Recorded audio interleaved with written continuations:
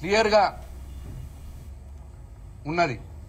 అకౌంట్లో నుంచి ట్రాన్స్ఫర్ అయినాయి, ప్రభుత్వం అకౌంట్లో నుంచి, కర్ణాటక ప్రభుత్వం అకౌంట్లో నుంచి ఇక్కడ కాంగ్రెస్ పార్టీ నాయకుడి అకౌంట్లోకి పడ్డాయి. అంత క్లియర్ గా ఉండగా కూడా 5 నెలలైంది ఆ ఇష్యూ జరిగి. ఈ 5 నెలల నుంచి బండి సంజయ్ గారు ఎందుకు నోరు మీద పట్టలేదు? మరి కవిత గారికి బెయిల్ రాగానే 5 నిమిషాల్లోనే ఎందుకు మాట్లాడుతున్నాడు? 5 నెలలైన వాల్మీకి స్కామ్ గురించి ఎందుకు నోరు మీద పట్టలేదు? ఎందుకు ఈడీలు సిబిఐలు దర్యాప్తులు చేయాలని లేదు, దర్యాప్తులు చేస్తే ఎందుకు అక్కడున్న కాంగ్రెస్ పార్టీ పెద్దల్ని, కర్ణాటకలో ఉన్నటువంటి కాంగ్రెస్ పార్టీ ప్రభుత్వంలో ఉన్నటువంటి పెద్దల్ని, ఇక్కడ తెలంగాణలో ఉన్నటువంటి కాంగ్రెస్ పార్టీ నాయకుల్ని అరెస్ట్ చేయాలని ఎందుకు ఇప్పటిదాకా కోరలేదు బండి సంజయ్ గారు? 5 నెలలైంది ఆ స్కామ్ అయ్యి. ఇక్కడ 5 నిమిషాల లోపలనే వాళ్ళను మాట్లాడుతున్నావు కవిత గారికి బెయిల్ వస్తే. కలిసిపోయింది ఎవరు? నువ్వు కాంగ్రెస్ పార్టీ ఇద్దరు కలిసిపోయినారు.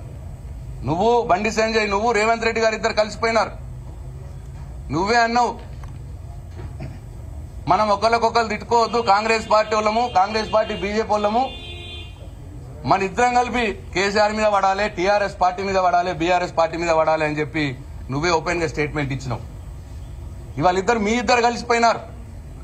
నేను డిమాండ్ చేస్తా ఉన్నా మళ్ళొకసారి, కవిత గారికి సుప్రీంకోర్టు న్యాయస్థానం, సుప్రీంకోర్టు ఈ దేశానికి అత్యున్నత న్యాయస్థానం అయినటువంటి సుప్రీంకోర్టు కవిత గారికి బెయిలిస్తే 5 నిమిషాల్లోనే సుప్రీంకోర్టు తీర్పును అపహాస్యం చేసే విధంగా మాట్లాడిన వాడివి 5 నెలల క్రితం జరిగిన వాల్మీకి స్కామ్ గురించి ఎందుకు మాట్లాడట్లేదు? ఎందుకు కర్ణాటకలో ఉన్న కాంగ్రెస్ పార్టీ పెద్దల్ని, ఎందుకు ఇక్కడ తెలంగాణలో ఉన్న కాంగ్రెస్ పార్టీ పెద్దల మీద ఎందుకు కేసులు పెట్టట్లేదు? ఎందుకు వాళ్ళని అరెస్ట్ చేయట్లేదు? ఎందుకు నీ నోరు మూతపోయింది అని చెప్పి నేను బండి సంజయ్ని అడుగుతా ఉన్నా. ఇక్కడ కలిసిపోయింది మీరు. కాబట్టి నువ్వు కేంద్ర హోంశాఖ సహాయ మంత్రిగా ఉండి ఇటువంటి చిల్లర మాటలు మాట్లాడొద్దు. అట్లనే మహేష్ గౌడ్ గారికి కూడా ఇటువంటి చిల్లర రాజకీయాలు మానుకోండి. మీరు ప్రజలకు ఇచ్చిన హామీలు నెరవేర్చే పనుల్లో మీ కాంగ్రెస్ ప్రభుత్వం ఉండాలి తెలంగాణలో. అంతే తప్ప న్యాయస్థానాలు ఇచ్చినటువంటి తీర్పుని అపహాస్యం చేసే విధంగా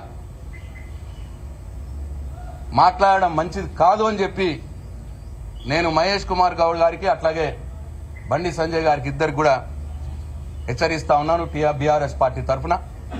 మరొక్కసారి ఈ దేశ న్యాయ వ్యవస్థకు మా కృతజ్ఞతలు తెలియజేస్తూ రేపు రాబోయే రోజుల్లో కూడా ఈ కేసులో మా ఎమ్మెల్సీ కవిత గారు కడిగిన ముత్యంలా బయటకు వస్తుందనే పూర్తి విశ్వాసం, న్యాయ వ్యవస్థ మీద పూర్తి నమ్మకం, విశ్వాసాన్ని వ్యక్తపరుస్తూ